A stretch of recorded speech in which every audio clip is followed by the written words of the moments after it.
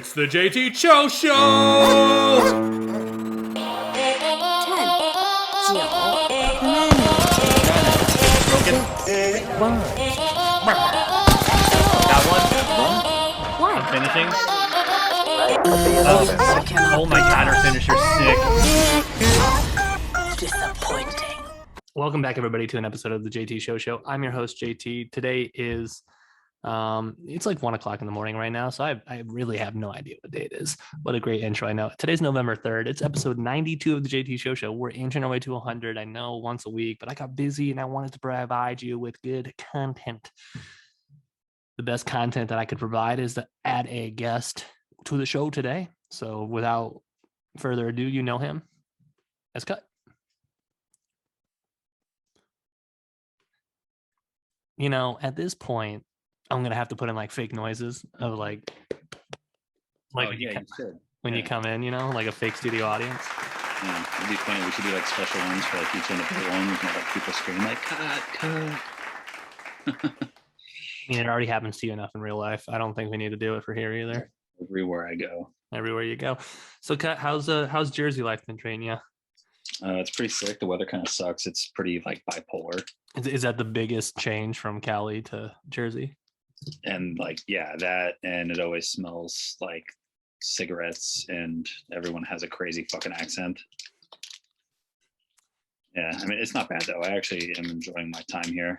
Nice. Yeah. I mean, for those of you who don't know, Cut's currently in Jersey for a bit. I'm going to go visit new vape. Didn't even tell me. I'll be visiting him in January, so we're definitely going to do some content out there. Oh, yeah. That'll be a good time. I already put in leave for work, and even if they don't give it to me, I just won't show up. Now, reason why I brought Cut. Mr. Fancy over there with his wine. What's the brand, dude? Shout out, no? Not a sponsor. This is Traverse Bay Winery. They make a really good cherry wine. I really enjoy their cherry wine, and it's not too sweet. It's not too sweet of a wine. Drank a half bottle last night and decided to start the JT Show with the half bottle today. I'm weird with wine. I like my wine either like super sweet or like not sweet at all, like bitter as fuck. Like I'm into like the Pinot Noir shit. I like Moscato. I like a blueberry Moscato. I love blueberry shit. And I like your rosés. I'm a huge rosé man myself. Yeah, rosé's good. Dry wines can go to hell. White wines are okay. Our friend Gary, the real fake one, he's a huge wine guy. He is. Knows a lot about wine. Actually, he went to, when he first moved to, where's he at, Wyoming or? Montana? Montana, yeah. When he first moved to Montana, he was invited to his neighbor's house for Thanksgiving, and they had Travis's wine that he likes, that Gergen Worcestershire, whatever it's called. Yeah. They had it chilled and he tried some. He was, dude, that wine's really fucking good. I was like, yeah, it's Travis's favorite. And it's only like $7 a bottle. Yeah, it's like $8 a bottle here. Yeah, it's cheap, super cheap. I know. Yeah, delicious. I mean, honestly, if I'm going for an $8 bottle and I can't find that, I usually buy Dark Horse, not because it tastes good, just because it's $8. Dark Horse isn't bad. Stella's pretty good too. Yeah, I like. And then every once in a while, I don't really read the labels. I just kind of read the flavors, and I'll get like a bubbly. And I'm like, dude, I could drink the fuck out of these, dude. Like the little carbonated wines, dude. I kind of like those. They're good. That's kind of the one that Trev likes. It's a like little bit carbonated. It's actually pretty good. Right. It's the reason why I brought Cut on the show. We got lots to talk about. And then at the end of the show, we're going to talk about the new My Hero Academia movie, My Hero's Rising. So we thought instead of talking around it and not talking about it, we'd get better content if we could just talk about it. So if you have not seen that movie, once we say spoilers, spoiler alert, that's going to be at the end of the show. Just stop watching the JT Show. I know, I know how many people watch my show a week, and it's not a lot. Okay, big surprise. But you're probably not even going to make it to that duration, anyways. Okay, because I see how long people watch these shows, and that's why. And that's why I've. When I'm by myself and I've got things to talk about, I try to do it in a 20 to 30 minute time range. And I think that's way better. And then when I have guests on, if it's like a good conversation, it can go as long as it fucking wants to. Yeah. I mean, like I was listening to JRE and he was like, we're 3.5 hours in. She's like, what the fuck are like your listeners even doing? And he's like, oh, they're probably just like either not listening or working out or driving. And I was like, yep, that's how I listen to it. Yeah. Commuting. And I ran the two Joe Rogan podcasts before, by the way, exercising, because I was like, these are long ones and I really want to get through it. But unfortunately, when I ran by a family, it was a mom and a daughter walking in the park because I'm running through Cascades. And Joe Rogan at that very exact moment was just like, fuck them. And I was like, oh man, that was because I run with a portable speaker. Because I run through traffic. Oh, yeah. So I have like a portable speaker, and Joe Rogan's just like, fuck them. And I was like, I'm so sorry. That's funny. And then I saw them on my way back. So I ran an extra mile because I just didn't want to see. They laughed, but I couldn't see them. That's funny. Yeah. First thing I want to talk about, let's talk about your Patriots during the first 8 weeks of football. How do you feel about them? I mean, what are we now? We're 4-4. 4-4 is correct. Second in your division. We beat the Jets twice, which is good for, divisional wins. Right. We lost to Miami. We beat Houston, and then we got a huge win this last weekend against the Chargers. I didn't think we had a fucking shot. Right, against the Chargers, Yeah.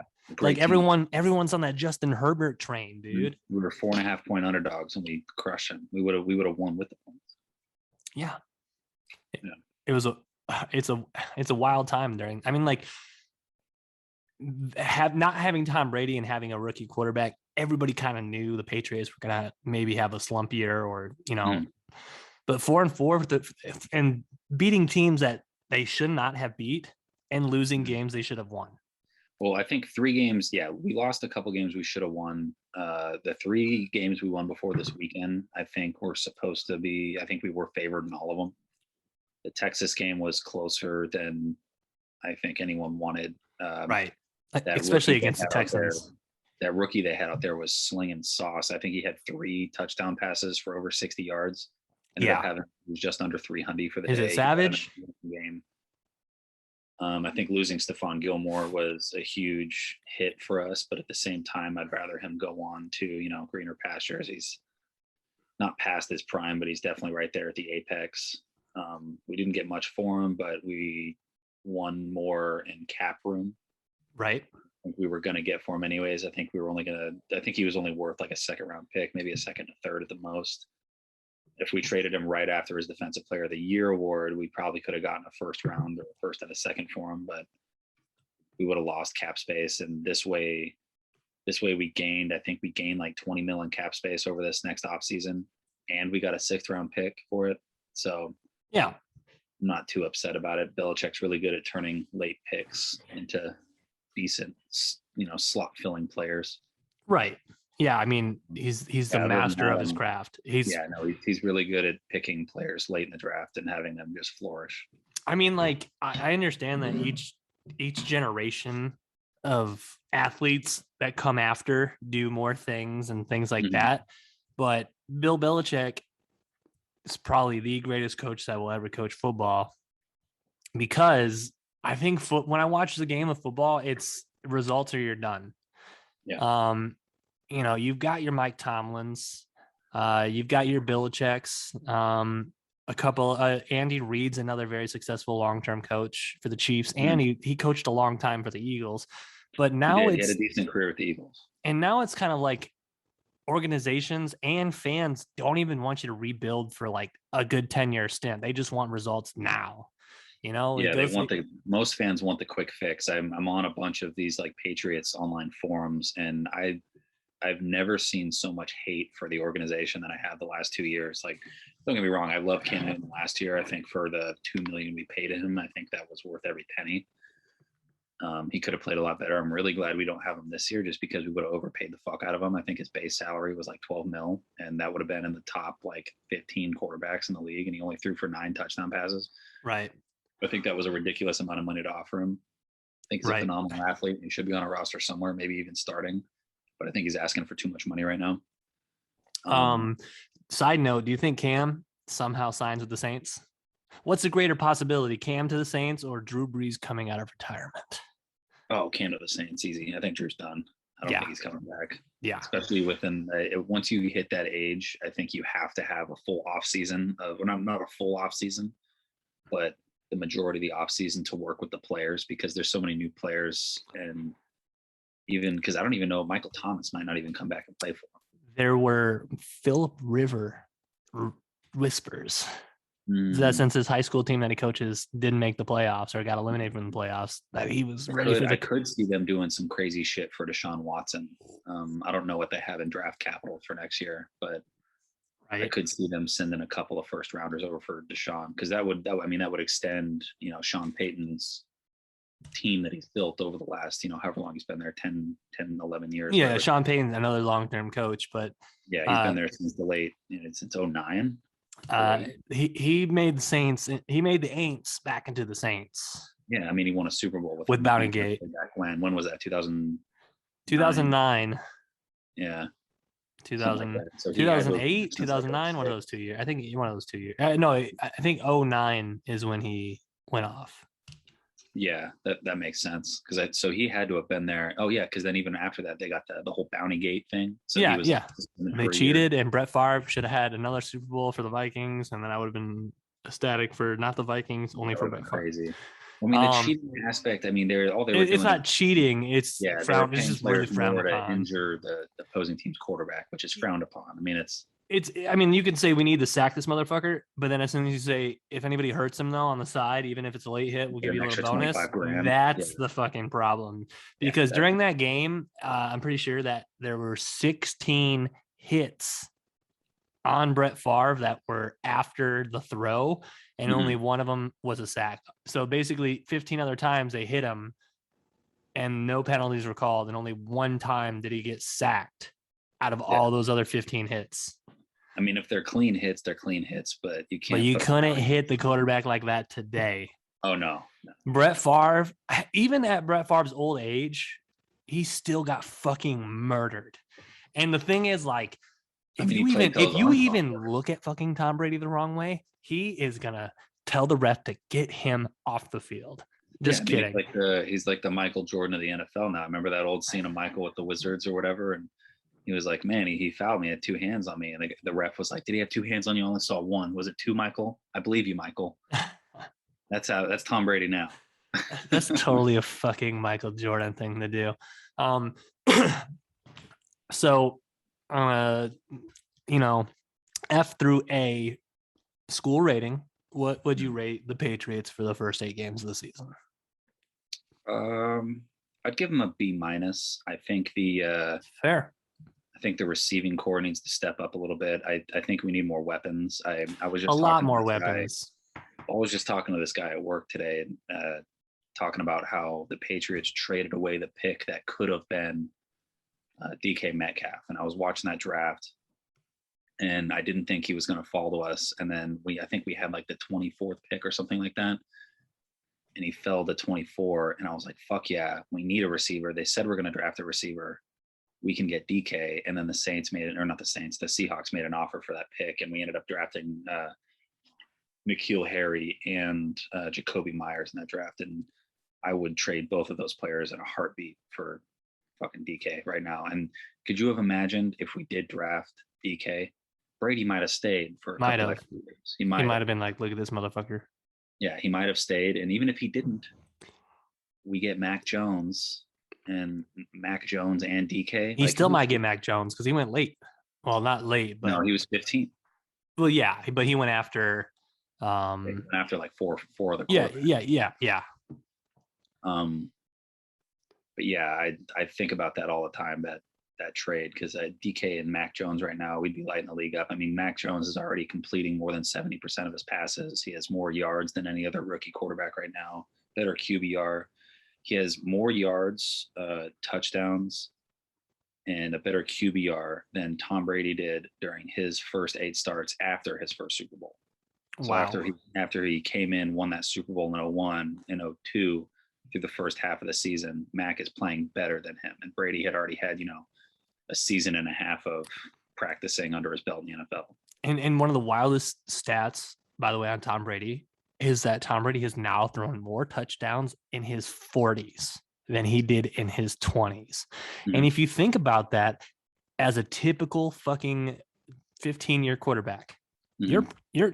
you're coming out of college at 21, 22, rookie, sophomore year, kind of rough, Mhm. you learn the game, but you're probably 25 when if you're a 15-year quarterback, by the time you're 25 years old, you pretty much got shit figured out. Yeah. And then I mean, when Tom Brady turned 26, he already had 3 rings. so I know he played earlier, but let's say, Tom Brady's 25 years old. That's 5 years of full football. Okay. And he's not even 45 right now. And he's throwing more touchdown passes. And that just blows my fucking mind, dude. Yeah. Well, he also runs a faster 40-yard dash now than he did during his rookie combine, which I think is more impressive. Benjamin because, fucking Button, dude. yeah, it's pretty wild. What he's doing for preparation and like the what does he call it? Like elongating the muscles or whatever, how he stretches them out and shit. Pliability, the Yeah. pliability training that he's doing with all of his shit, like the injury prevention stuff. It's fucking working. Like, not only obviously he has some amount of God-given talent, but he has a lot of hard work that he's put into it. Because And he wasn't a super high, like he won a title in Michigan, but he wasn't looked at coming into the draft as this fucking huge big name quarterback. I mean, he's drafted in the 6th round. yeah, He might but have he gotten lucky with his start with the Patriots, with Bledsoe going down, who was a former first overall draft pick in '96, I think. right. So he got lucky with his start, but he made the most of it. He Tom Brady'd his way to a Super Bowl ring. He put his team in a position to win the fucking game. Right. Now, when he was at Michigan, kind of Lloyd Carr did the same thing to him. Henson battled with Brady, and Henson was like Drew Henson, local, right? Local Michigan boy, more athletic. He's the guy. He's like, that's kind of happening right now in He Michigan. also played everything. So Brady also played baseball too, but like he was better. Like and Henson then, was better. But Tom Brady coming back during Taysom Hill. Coming back during a game and then winning a Big Ten championship and just really, really having that standout senior year at Michigan, really helped his career. And then he got drafted last still. And it's wild. That'll probably be the best last pick forever. I don't care. Like imagine being the guy who's picked now in Brady's pick. Yeah, 199. Who the fuck? 109th? Oh, probably a fucking linebacker from a MAC kicker. school. Yeah. Some kickers go fucking higher. No, that's what I'm saying. Maybe he was like, maybe 199 is like the 4th best kicker in the draft. Yeah. Hold on, I gotta text somebody because I keep getting. Anyways, so NFL Week 8 updates. Patriots are now 13th overall for the power rankings. I like that. Top very fair. Might be a couple of positions up of where we actually should be, but so here's the thing that I don't like. Number 12 is we're gonna go 13 down. Number 12 is the Pittsburgh Steelers. If I'm gonna put money on a team, if those two teams face each other right now, I'll put money on the Patriots. I put money on the Patriots too. The spread would probably be 1.5 in Pittsburgh's favor. But I would put money on the Patriots, especially with the points. So 12 Steelers, 11 Bengals, 10 Raiders, 9 Ravens, 8 Titans, 7 Buccaneers, 6 Saints, 5 Dallas Cowboys, 4 Buffalo Bills, 3 Arizona Cardinals, 2 Los Angeles Rams, and 1 the fucking Green Bay Packers. Now, nice. I don't know how you put the Rams above the Cardinals. I guess it makes sense because the Cardinals just lost JJ Watt, but at the same time, I would give the Cardinals the nod over the Rams right now. So I wanted to ask you about your Patriots, and we talked about them. I want to tell you about how I feel about my Packers. Now, run it. If you could rate the last game they played on a scale from, typical American high school scale, that's an A+ game with still a C+ defense. And it's it was the game of the year so far. It's because you're down 11 starters, you're down your top 3 receivers, and you still beat the last undefeated team in the NFL on the road. Now, I know our defense collapsed, and the only reason we won is because Josh Gordon's controller disconnected during that pass, and he he just retired on the spot. AJ Green. AJ Green, yeah, from the Bengals. Josh But Gordon actually just got waived by the Rams. oh, I saw that. Yeah. I saw that. Yeah, I read a little thing on that too.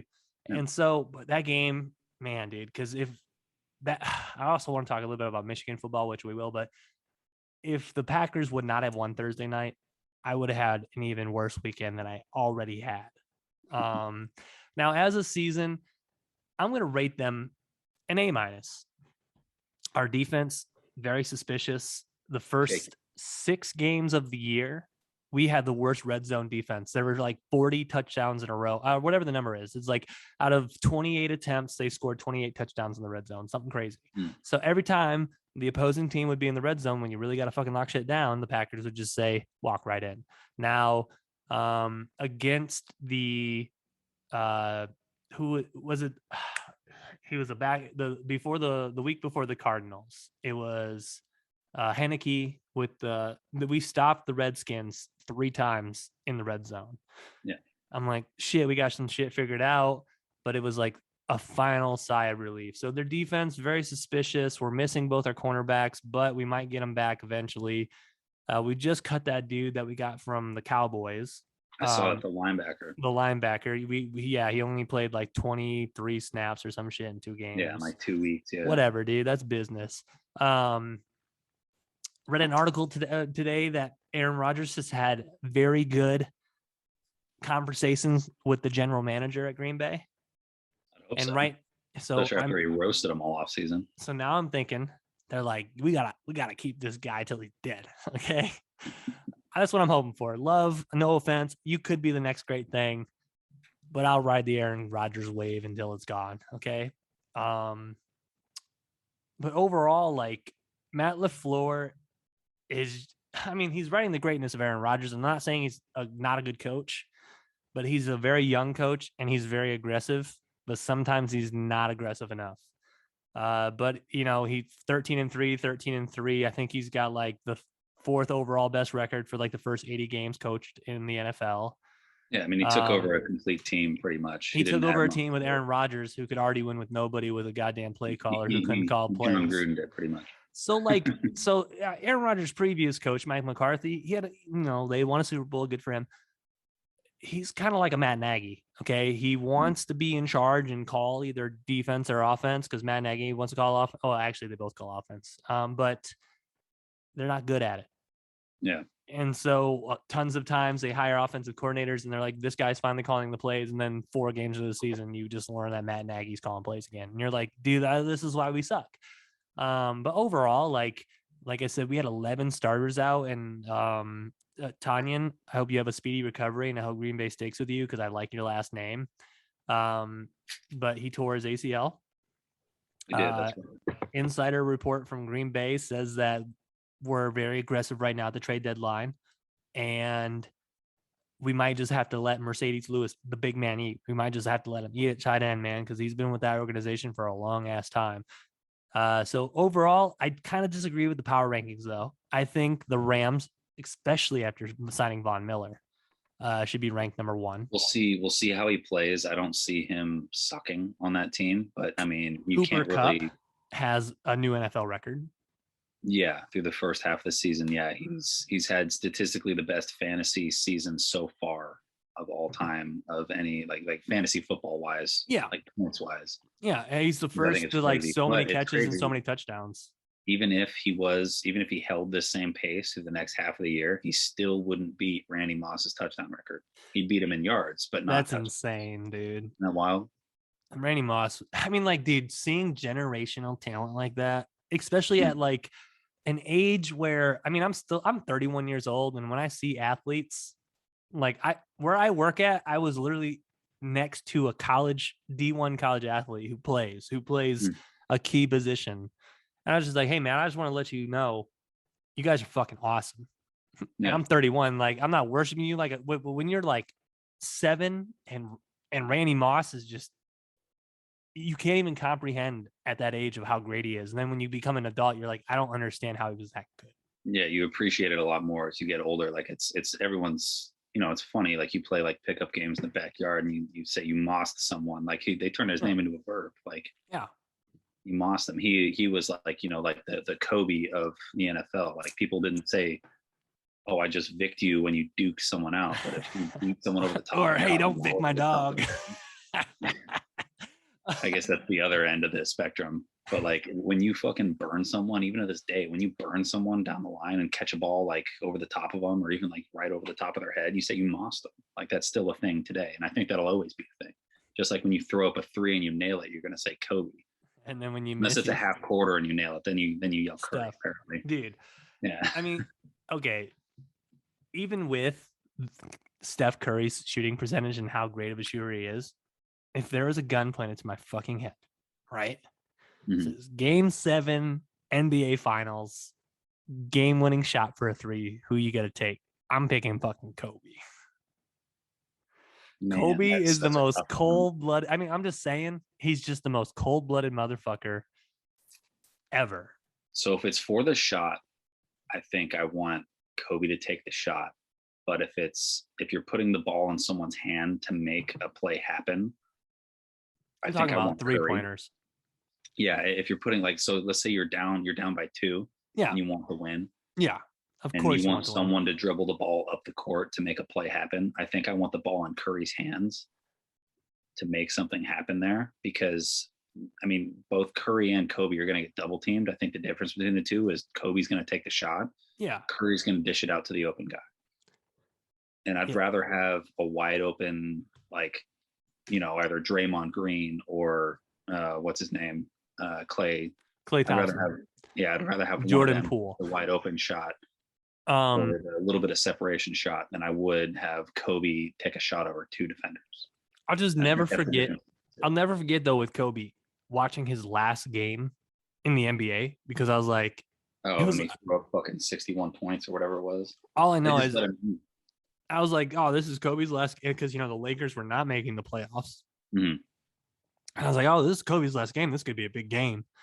And just watching him just make buckets, I'm just like, Bucket after man, bucket after bucket. The entire like last 7 minutes of the fourth quarter was the Kobe show. Like they just kept Yeah. giving him the ball. He would And- run up court, score, run back down, run back up, score. Like he kept making buckets. and his How old body, was he? 38 years old.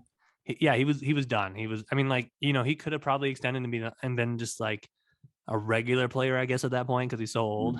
But he just wanted to go out. But He would have been the best sixth man of all time had he taken that role. When Bronny Jr. is in the league, LeBron's a sixth man. You think He's so? He's probably still gonna be a starter. But I mean, imagine LeBron at 41. You taking LeBron off the bench as a sixth man at 41 How old years is LeBron now? LeBron's about 38 now, isn't he? 30. Hey Siri, 37, 38. how old is LeBron James? LeBron James is 36 years old. Wow, I 36. thought he was like 38 too, man. I was Yeah, like, I he's thought an he was old ass old. man. But so So like Bronny's gonna. Bronny's a sophomore now, right? So he'll be eligible in I think he's 2 a junior. So Is I he a think he's got junior? one more year, and then like, Or but 2.5 here's the thing years, he'll be out, or 1.5 years he'll be with eligible. exceptional talent though, and the way that the world is working, the NBA is considering dropping the age limit back down to 18, that you can just enter right out of high school. I think didn't they just change it to where you could do a year in the G League. League? You can do that now. You can just go straight G League and then get drafted. Yeah, you can either do 1 year in college or 1 year in the G League. It's 1 year in college or 1 year playing semi-professionsional basketball, either by the G League or playing European basketball. Yeah. Well, the Lithuanian was he was okay. The crazy thing about he was still in high school. Yeah, he was 16. And then when But the whole thing with that is he was instead of going to caught. college, he went to Australia. He played in the league in Australia. Yeah, and well, so the then reason why drafted. he had him play in Lithuania is because he was caught shoplifting. No, well, and that's the middle brother. I'm talking about Lonzo. Oh, Lonzo played in college. Lonzo played for UCLA, didn't he? No, that was the middle child. That was both. Lonzo was older though, wouldn't he? LaMelo, Lonzo, and the middle child. I can't remember his name. Yeah. I was talking about the young one. The young one was kind of shoplifting, and that's why he pulled him. The youngest. That was the middle child. No, the middle child did some dumb shit in China. He shoplifted in China. Yeah, the young one shoplifted when he was in high school, and the high school. I didn't know about that.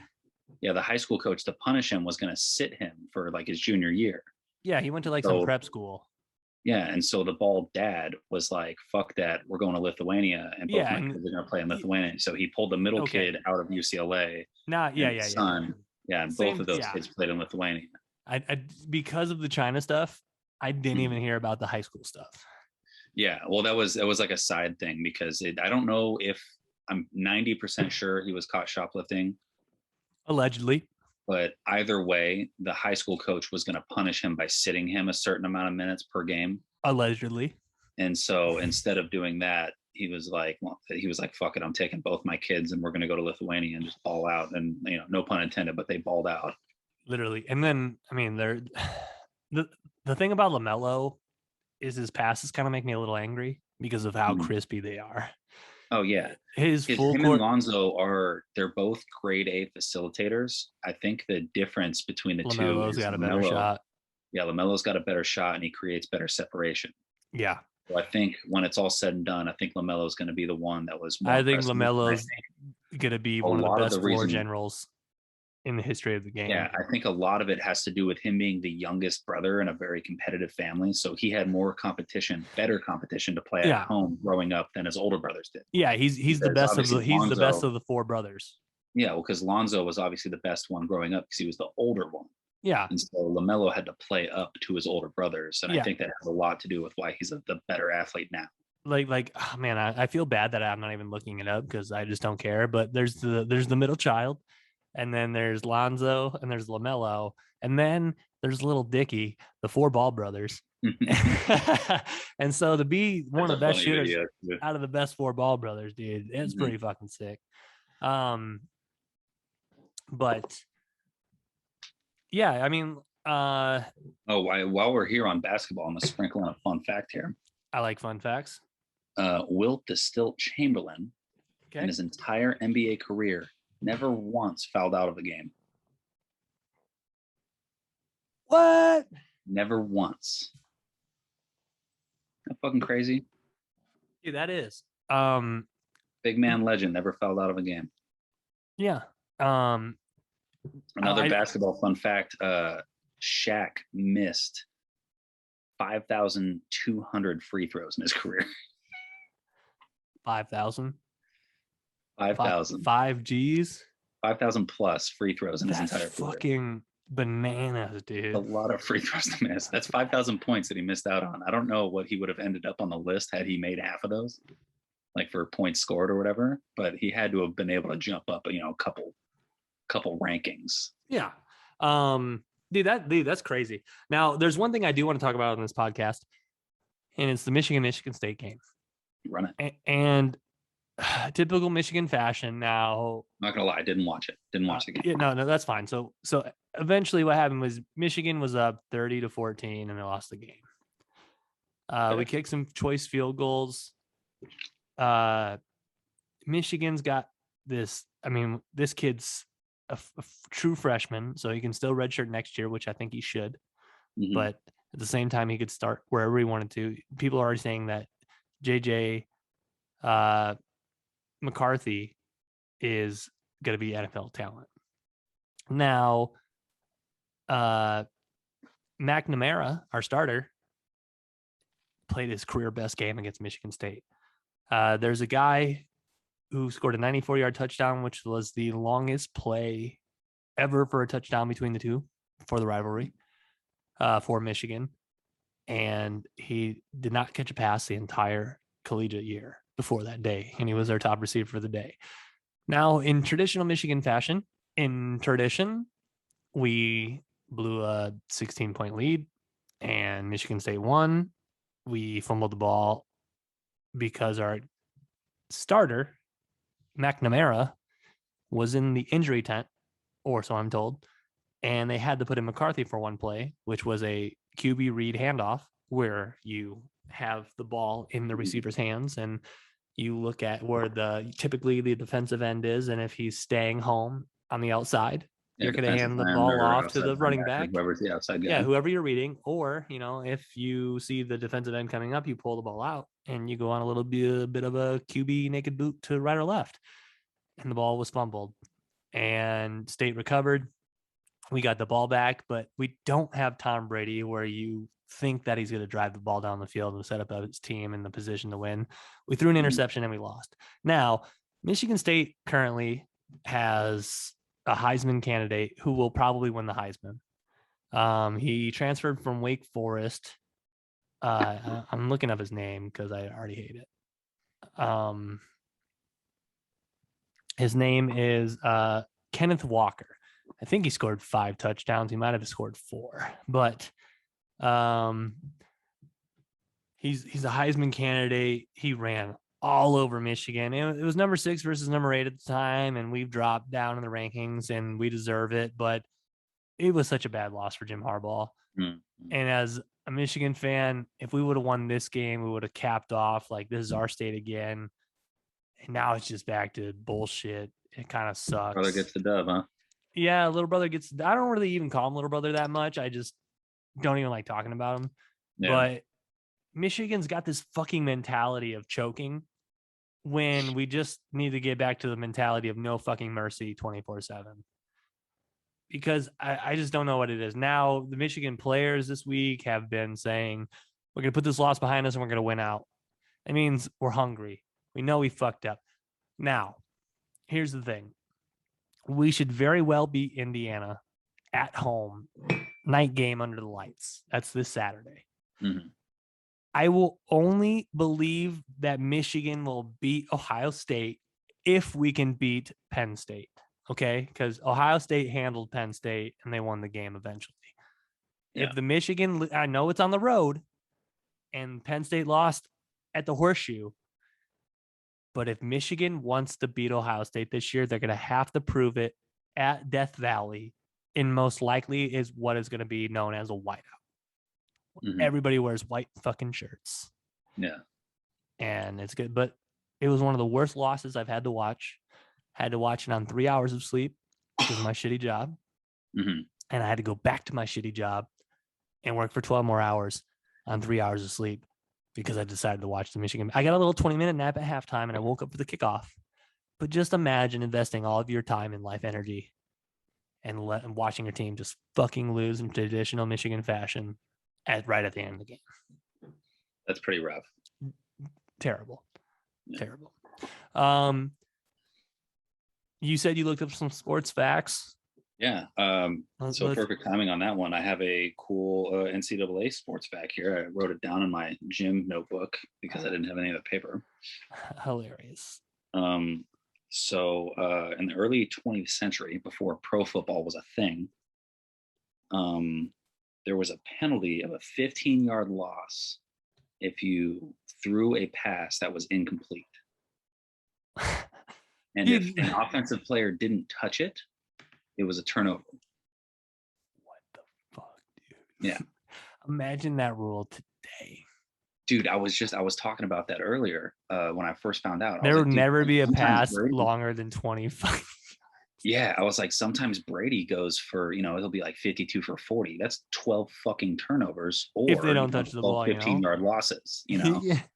First and Like, 10, and Tom Brady passes it to away. a quick slant, and the receiver drops it. 15-yard penalty. Now it's 2nd and 25. Yeah, there's no throwing away the ball back then. You just couldn't do that. You just take the sack. Run it.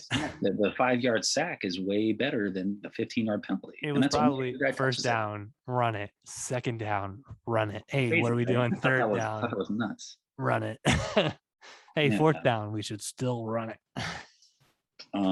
So staying on the sports topic, most of these are sports actually. Okay.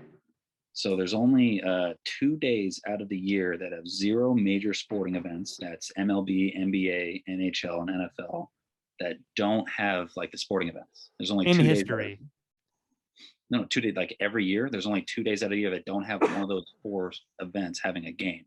Oh, can I guess? Yes, you can guess. There's 2 days and they're fairly close together. Are they holidays? No, I don't think so. It Okay. might be. I'm just gonna guess 2 random dates.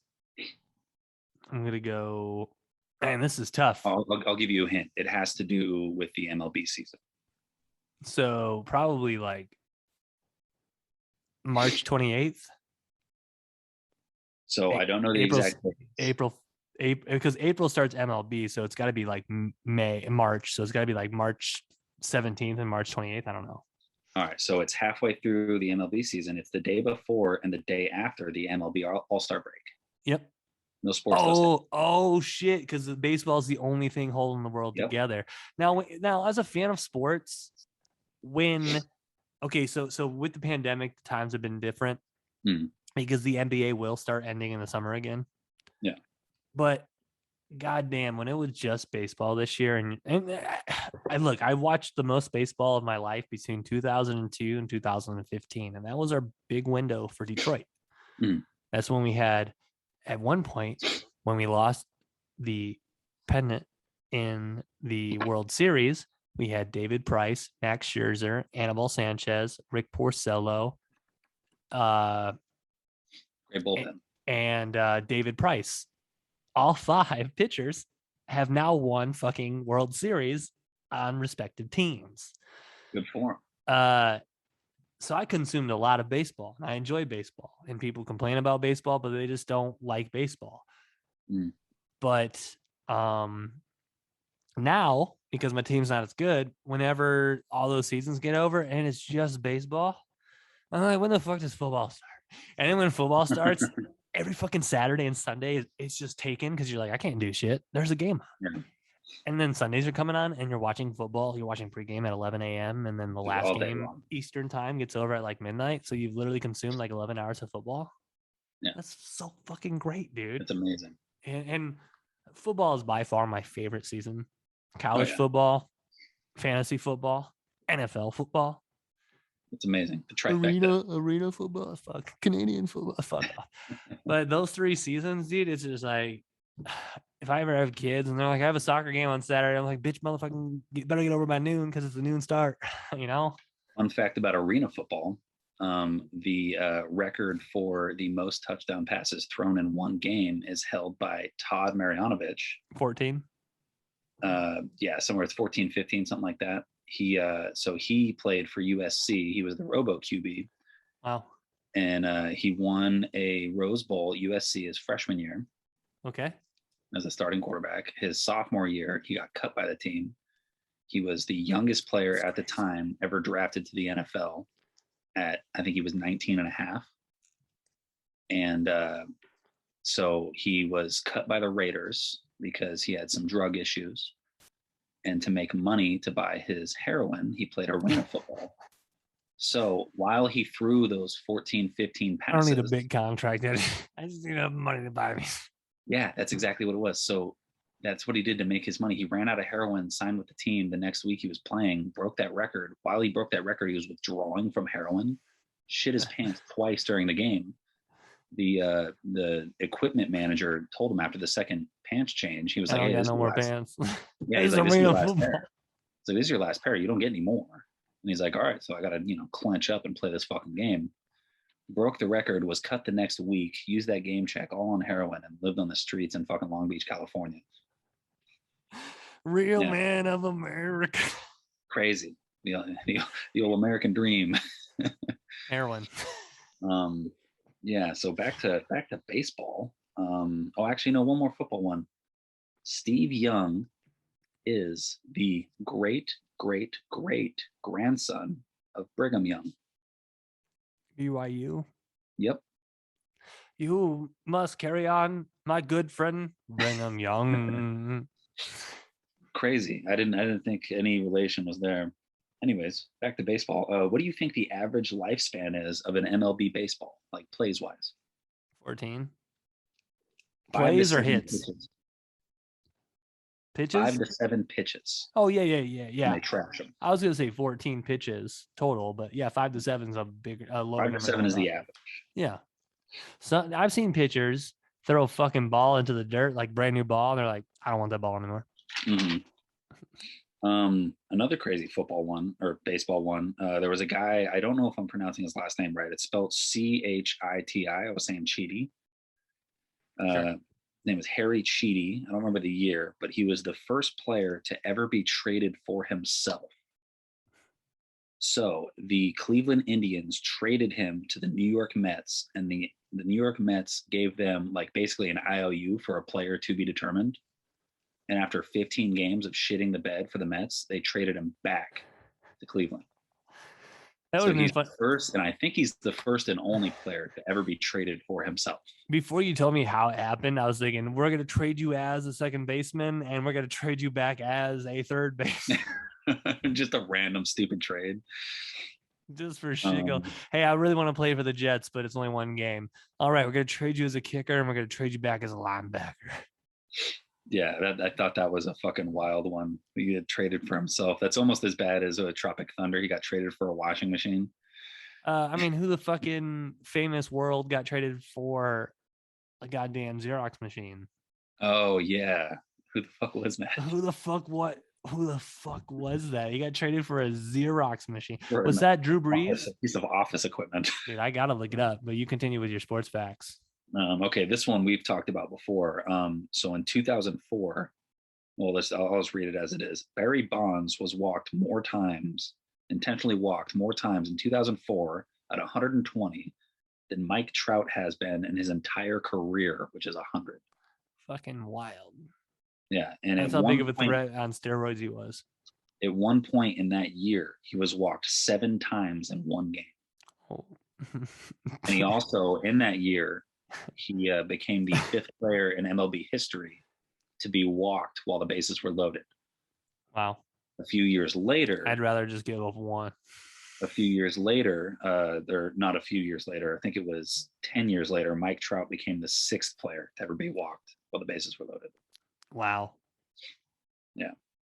Crazy. Kyle Korver was taken by the New Jersey Nets with the 51st pick in the 2003 NBA draft. He was traded on draft day by the Nets to the Philadelphia 76ers for cash considerations. The Nets famously or infamously used the cash from that trade to purchase an office copier.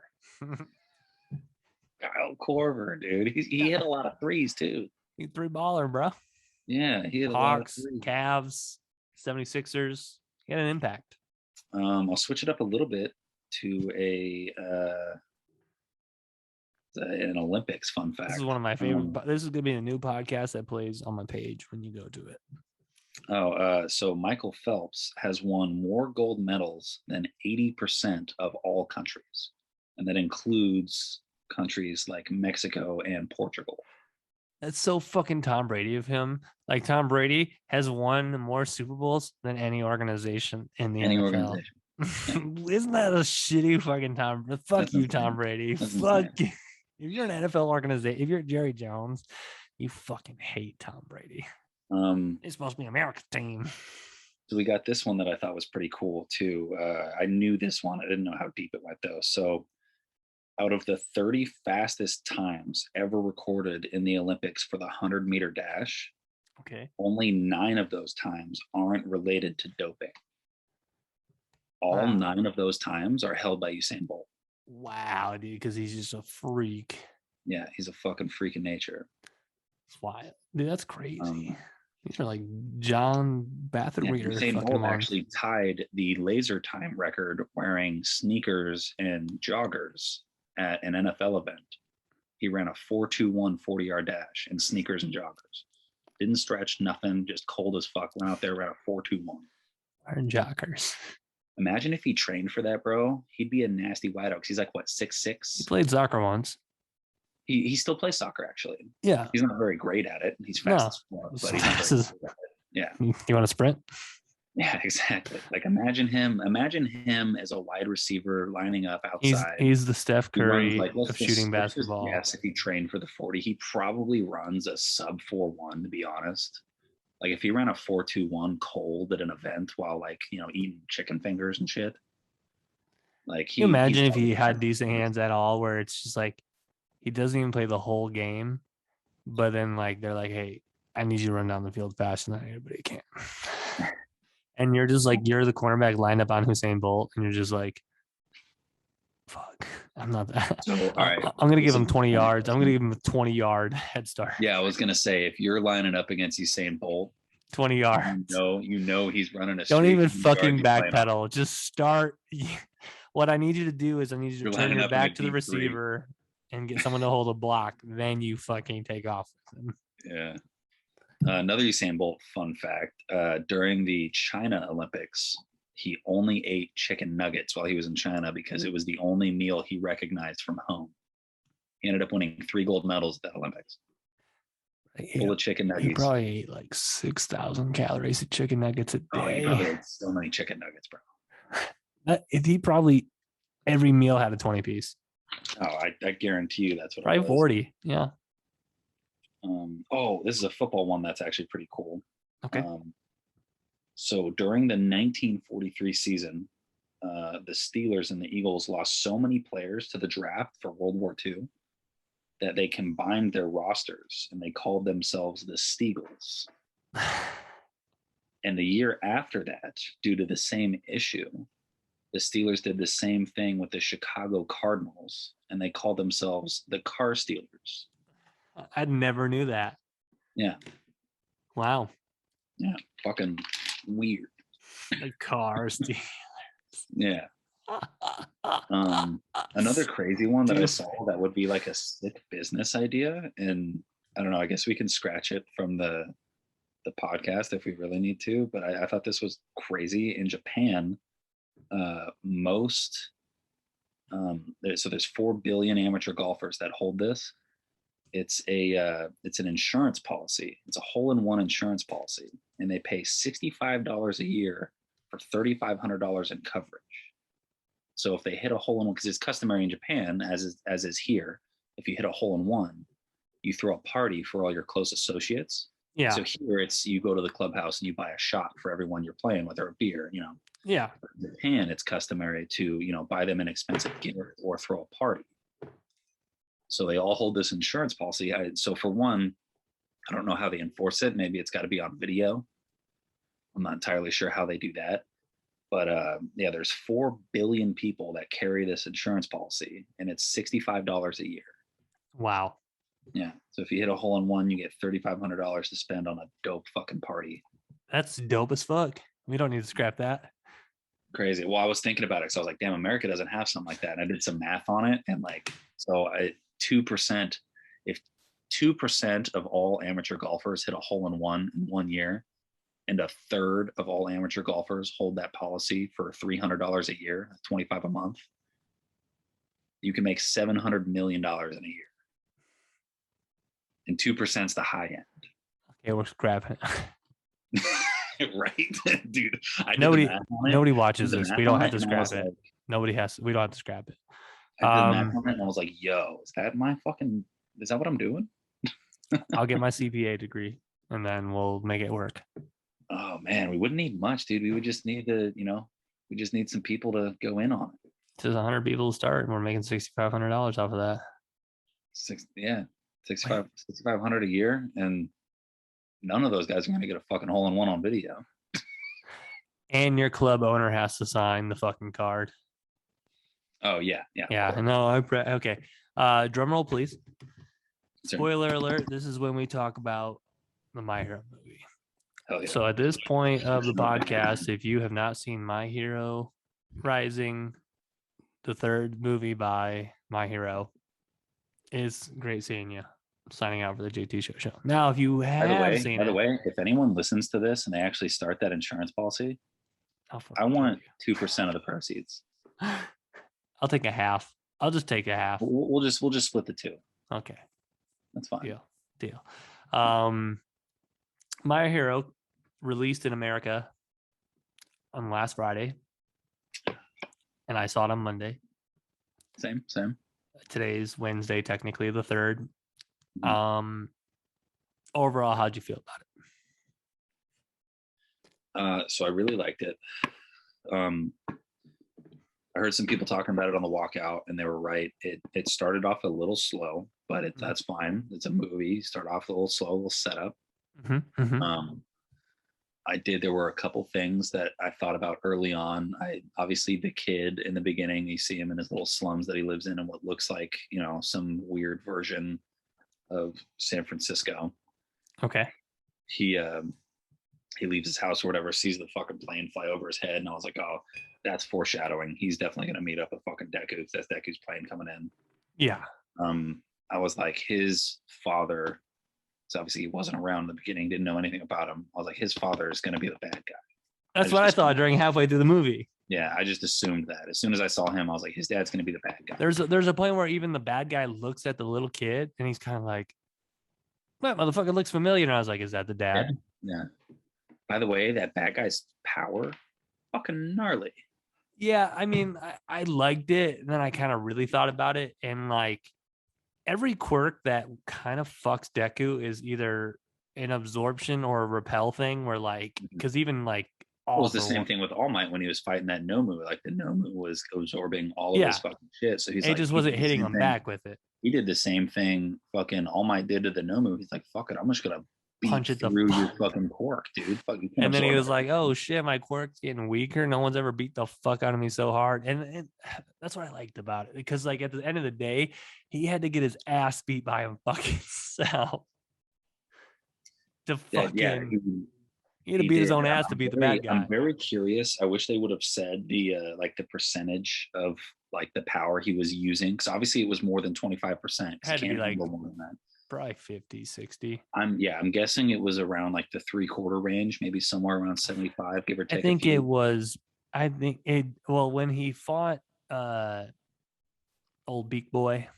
He was at full Hundy. And that's when he could throw fists without even touching him. But so when he hit the full Hundy, his hair did that thing. He went Super Saiyan, and it did the same thing in this movie. Yes. Which would be fucking dope if he hit the full Hundy and only fucked up his hands and his legs or whatever. They were a little fucked up looking. They looked like they were broken in the beginning, but he could still use them. You know, it wasn't like his finger, was all jacked up like he did the first time he tried to flick. Yeah. Means his body's getting way more conditioned and used to the quirk, which is more milk for the next season. Yeah. Which means he can probably, because if that was the full Hundy, he might be able to use up to 40% without fucking himself up big time, which would be sick. That'd be a huge jump. That's almost doubling the power that he has right now, and he already has a lot. Yeah, and they're gonna need it because it's gonna be fucking crazy. I'm a sophomore. The end of the world is happening. I saved the world. You're still a sophomore. Yeah. Shit was wild. I thought it was really fucking cool. I really liked it. I liked the final fight scene was fucking dope. I did. I even like how it ended. A little bit. I teared up a little bit at the end when he was like, just stick to fucking Japan and don't come back here. And the bird was crying. And I was like, oh, that's how he really feels. When they finally revealed his quirk, which they cock teased, at least 4 times because I thought it was going to be way cooler. Yeah. And he's like, oh, she shows my true emotions, this little bird. And he's like, that's pretty lame, right? And Deku fucking says the wholeheartedly, I think it's a cool quirk for you not to lie. I was like, God, dude, Deku's jealous of like any quirk though, because obviously he's quirkless, and he can't tell everybody except for Bakugo knows. Now I definitely like the ending because they showed old boy with the bird crawling and stopping. Like I ran out of blood, I'm fucked up. So in traditional fashion, you're thinking Deku's got to knock out the bad guy and he's gonna run down there and save the day. And then not showing and having that fourth wall happen of seeing the blood trail. And so that he crawled through his pain and then used his quirk to save the world. Well, so the quirk thing was sick because even though he passed out, his quirk showed his true intention. Yeah. Was to put the thing into the thing. And so the bird fucking plugged when he was passed out, which I think is sick. Yeah. And so I like that a lot. Yeah. I thought that was really cool. Probably that. To talk a little shit on his quirk, probably the only time that's going to come in handy for him at all. Yeah. Like that's the one scenario. There's no bad guys does that bird around. Have a conscience when you're not using it? Yeah, you're so fucked up you can barely move. You want to imagine when you're fucked up, no one else around trying to stop you. Imagine when you're like 4 bottles of wine fucked up. And you're texting the 2 on your phone to come over, and the bird's like, don't fucking come over. Now, this movie was generally about essentially, I'm going to call them the big 3: Todoroki, Bakugo, Deku. Yeah, they're definitely en route to being the big 3. That's not. Now, I love the plot. I love the 25 city thing. I really like the intro, how they showed which crews were in which cities. with which heroes, Mhm. but at the same time, all of the side characters fucking enemies were the most side character fucking enemies I've ever seen. Oh, they were just randos. And not even the number one hero. Like the number one hero in the world at the time was sacrificing his life and his quirk, well, essentially Yeah. his life, to save. Yeah, Yeah, that his was life. cool, and that made all the heroes humble. But these fucking villains, like, just nobody gave a fuck about their backstory, dude, at all. Now, we talked about this a little bit. Todoroki and Deku, you can both have the argument that Deku expelled his guy's quirk until it was no more, and Todoroki's, you can argue if he died or lived, but Bakugo definitely fucking killed Oh yeah, Bakugo killed the old Killed fucking him. blade whip. even when motherfucker. he's fucking juicing in there. He's like, I'm gonna kill, like, Yeah, he's a he juiced it, hero. which is crazy that they had access to that juice, because I was under the impression that there was no more of it, because that was basically there that was same. It was the gas. Well, that- it was basically that same juice that they had in the show, where those people were taking it and their quirks were just amplified. Well, that was old Beak Boys juice. This was a Yes. lower. So what they were Well, taking. it was the same concept of Yeah, essentially the gas that made you use your quirk until you Mhm. couldn't control it. This was a less simplified. Yeah, it was a low dose of it. Yeah. Yeah. So And it was so I assume that gas they were releasing was a version of that juice. yeah, They just amplified it to the point to where you couldn't control it anymore, and it ended up burning your lifespan. yeah. So what I did like about the bad guys for Bakugo, Todoroki, and even Deku really is early on the antagonist kills the protagonist. So early on, Bakugo got hit, Todoroki got hit. Then they're using their specials, but then you see it's not enough, and the enemy evolves and takes that illegal juice or whatever. Mhm. But if you don't watch My Hero and you're still somehow watching this, imagine Superman showing up to your city, okay? And he is A or B to choose from. A, Superman says, I'll save the day. And as a villain, you're like, oh, I'm going to get you Superman. But imagine Superman with all of his powers and everybody fucking knows who Superman is. And he comes to your fucking city and he lands. He goes, I'm going to kill this motherfucker. If you're that fucking guy, you're like, I'm sorry. Can we fucking chill, dude? Because that's what Bakugo is like. Because he's like, I'm going to fucking kill him. And I'm like, he's fucking 15 and goes to bed by 8 o'clock. And he's going to fucking kill him. Yeah, the Bakugo definitely gives off. So you know how people are like, oh man, the Orca gives off that vibe like he's a fucking villain.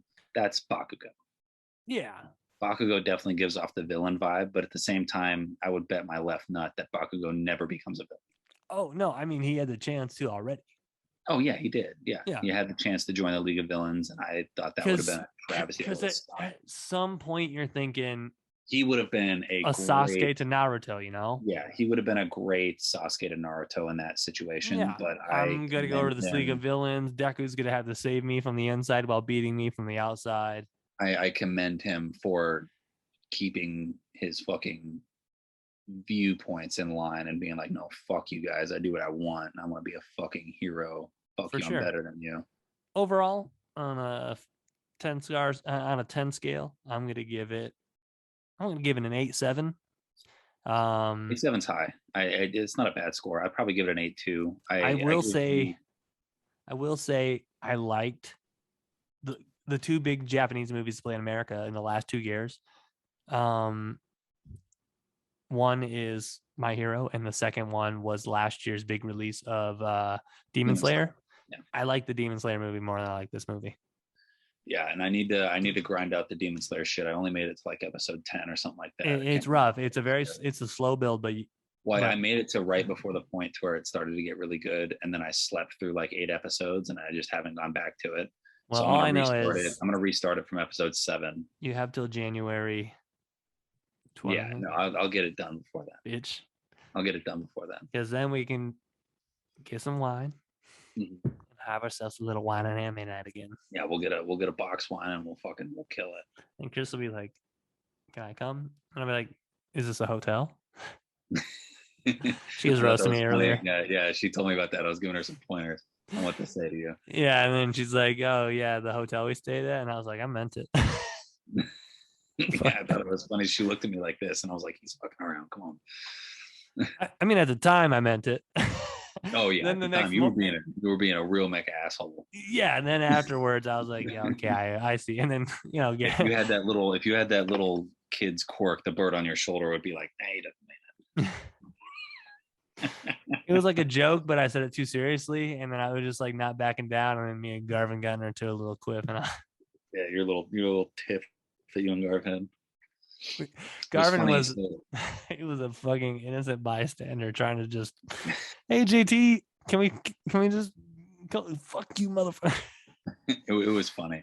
Chris was like, do something. I was like, they're gonna work it out. It's fine. Do what? Not enjoy Yeah, this? like, what am I gonna do? Be like, hey boys, quit it. Hey guys, we're all friends. No, just let them rack it out, dude. I had a coworker go, you guys are dicks to me. You guys are dicks. And I was like, yeah, we're dicks to each other, bro. Everyone's a dick to everyone. That's just the way it is. That's what being friends with people are like He's nowadays. like, sometimes you guys are real dicks to me. And I was like, that's because we like you. Imagine if you weren't. And he's like, what would you do? I was like, we wouldn't fucking talk to you. We would say the same shit just behind his back. It wouldn't be to his face. Yeah, exactly. Yeah, that's what being a true friend is. Saying what you really feel. So that's what my dad told me when I was younger. Real friends talk shit to your face. Shitty friends talk shit behind your back. Yeah. Yeah. Good saying. Yeah, that's actually always held true. I've always found that. For sure. And that's the thing. Whenever I talk shit about you or Garv, and like one of you guys don't hear it, I'm like, it's only funny if he hears it. Now I feel like an asshole. Right. Yeah. Yeah. We were even. We don't have to go into context at all, but we were roasting you on the NFFLSF. Oh yeah, no, I saw him. It was popping up. I was getting the fun facts together, and I saw him popping up. I was like, these motherfuckers. You got a great PR team, man. Yeah. Shit, man, hilarious. Yeah. Anyways, last night me and Garv talked for like an hour about like random TV shows, and I hooked him up with my HBO Go account or HBO Max account. And I convinced him to watch Game of Thrones. Wow. Because he was asking me what my favorite TV show of all time is. And I was like, dude, to be completely honest, the first 6 seasons of Game of Thrones are probably the best TV I've ever watched. I even give it 7. The first 2 episodes of 7. Half a 7, yeah. And I told him the first 6 seasons of Game of Thrones are probably the best TV I've ever watched in my entire life. He's like, so do you recommend just watching the 6 seasons? And I was like, to be honest, bro, you're going to get to that end of season 6 and you're going to have to see. Yeah. Even if I recommended only watching 6, you're going to want to watch the other 2 seasons. I don't think you can stop. No, you can't. Yeah. You just can't. Yeah. And so he was like, all right, if I'm going to watch Game of Thrones, you have to watch this. And so he recommended Altered Carbon to me. Hilarious. I haven't seen it. I tried to watch it when I was fucked up last night at like 3 a.m. I got like 20 minutes into the first episode, fell asleep, and now I'm 5 episodes deep. You know who loves that show? The 20 minutes I did watch were really good. Do you know who loves that show? Who did? Mrs. Pepper. Oh, really? She's like, you should watch Altered Carbons, and then it's canceled forever. So I'm like, cool. Oh, is it really? Yeah, I got 2 seasons, and it's see you later, alligator. Well, I'm definitely gonna watch it because it's only 2 seasons, and I told Garvey he has to watch all 8 seasons of Game of Thrones. So, but it was funny because I hooked him up with the account, and before he logged into it, I made him a little guy icon. I made him a little account, and it was Garv, and he popped onto it. He was like, "Okay, I got the login," and as soon as he logged in, he goes, "Oh, I already have an account." Hilarious. Yeah, I did that for Hill. Oh, nice. Because he wanted to watch the show on Hulu, so I just made him a little profile, and this is Hill and Friends. Nice. So yeah, but hey, man, it's 2:30. We should play some video games. I'm super down. So let's sign out for the JT Show. You got anything else to say, man? If the old boy from the Bengals ends up fucking his shit up, Mac Jones, rookie MVP. Go Patriots. Oh yeah, the receiver. Yeah. Okay. Yeah. Go Pack Go. Picks tomorrow. This will be uploaded sometime before the picks, and then we're gonna play some video games. Hell yeah. Let's try to get a highlight so I can put it for the show tomorrow. But hey guys, thanks for watching. We'll see you later.